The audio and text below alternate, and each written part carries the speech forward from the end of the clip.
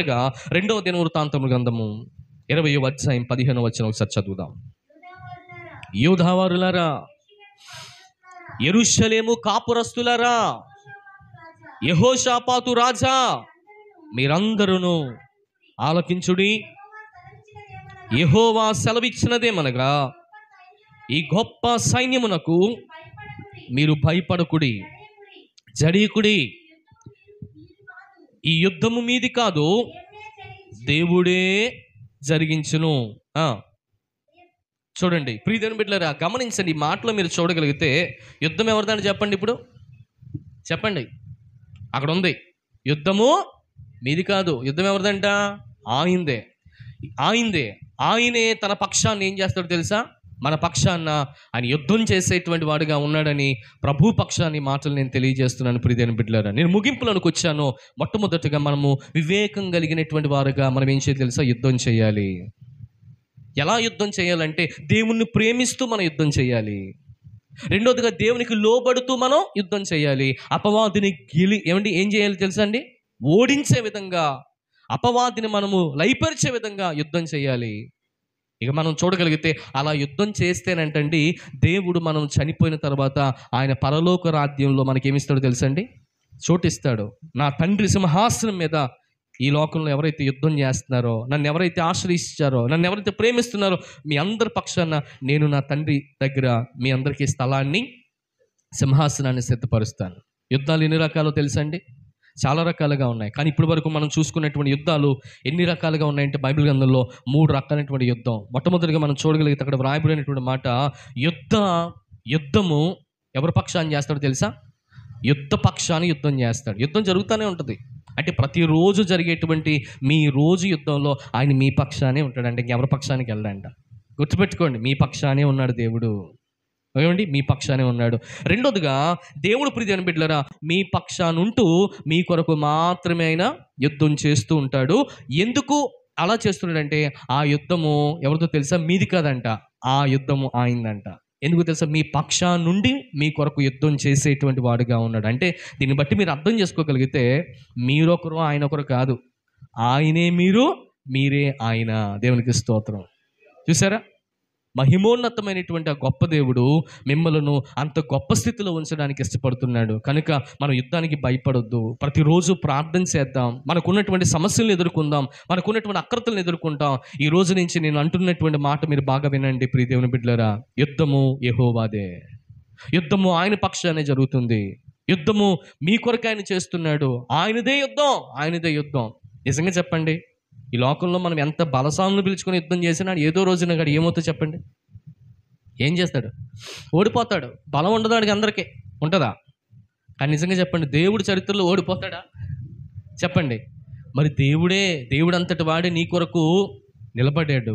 నీ పక్షాన్ని నిలబడితే నీకు విరోధి ఎవరు? ఇంకా అర్థమవుతుందా? కనుక ప్రియ దేవుని బిడ్డలారా, గమనించాలని నేను తెలియజేస్తా ఉన్నాను. అందుకనే మనం ఏం చేయాలో తెలుసండి? వివేకము కలిగినటువంటి వాడువుగా, చూడండి, నాయకుడుగా నువ్వు యుద్ధము చేయము అంటున్నాడు.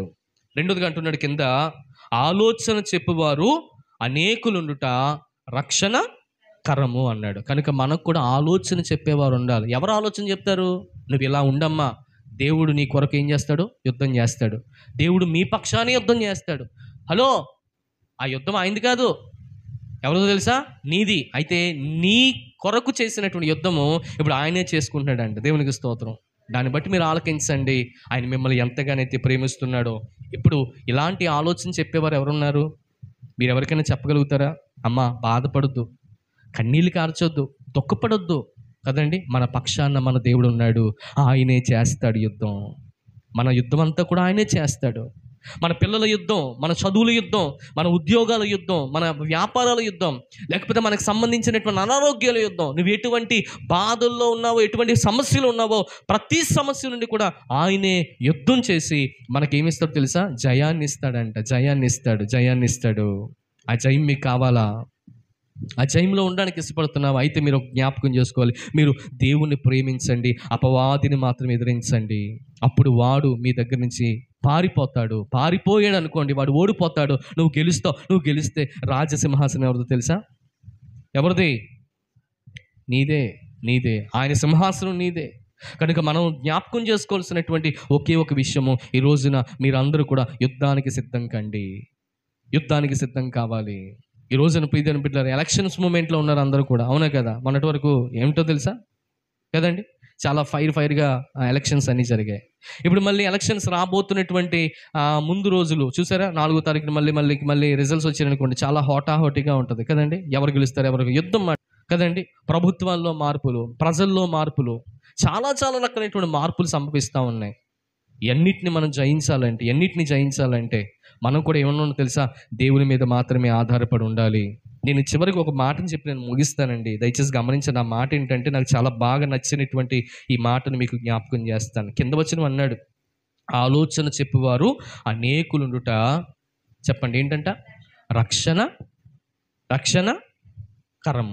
ఆలోచన చెప్పేవారు, చెప్పండి, అనేకులు ఉండుట. అవునా కదా? ఆలోచన చెప్పేవారు అనేకులు. మీకు ఎవరు ఉంటారు? మహా అయితే గట్టిగా మనకి కొడితే, గట్టిగా తంతే మనందరి చుట్టాల్లో కూడా ఎక్కడెక్కడో ఉన్నారు. ఫోన్లో ఆలోచన చెప్తారే తప్ప బయట ఎక్కడ మనకి ఆలోచన చెప్పరు. ఒకవేళ మీ స్నేహితుడు, మీ శ్రేయోభిలాషి, మీ ఫ్రెండ్ అనుకోండి, దారిలో చెప్తాడు. ఒకవేళ పార్క్లో కూర్చొని మాట్లాడుకుంటాం, అవునా కదా? జస్ట్ ఎగ్జాంపుల్, వెళ్తూ మాట్లాడుకుంటాం, అవునా కదా? కానీ నేను ఏమంటున్నాను తెలుసా అండి, ఆలోచన చెప్పేవారు ఎవరైనా ఉన్నారు అని అంటే, నేను అంటున్నాను, సంఘంలో ఉన్నవారే. చెల్లి ఇలా చేయరా, అమ్మ ఇలా చేయరా అని ఆలోచన ఎవరు చెప్తారు తెలుసా? దేవుడు సేవకుడు చెప్తే, సేవకుడి ద్వారా అనేకమైన ఆలోచనలు మనకు వస్తూ ఉంటాయి. మీరే మీ పక్కన ఉన్నటువంటి అమ్మకి మీరేం చేస్తారో తెలుసా? ఆలోచన చెప్తారు, అక్క ఇలా చేయక్క కదండి. అక్కకి బాగాలేదంట, అమ్మకి బాగాలేదంట, మనం అందరూ ఒక ఆలోచన కలిగి ఉందాం, అందరూ ఆమె కోసం ప్రార్థన చేద్దాం. ఈ కుటుంబానికి బాగాలేదు, ఆమె కోసం అందరం ప్రార్థన చేద్దాం. ఇక్కడ వాక్యాన్ని మీరు చూడగలిగితే చాలా అద్భుతమైన మాట. ఆలోచన చెప్పువారు అనేకులుండుట. సంఘానికి వస్తూ ఉంటే మీ అందరికీ కూడా ఆలోచన వస్తుందండి. అర్థమవుతుందండి? సంఘంలోకి వస్తే అనేకమైన వారు మీకు ఆలోచన చెప్తారు. మీరు ఎలా ఉండాలో, ఎలా వెదగాలో మీరు భక్తిని చూసి నేర్చుకుంటారు.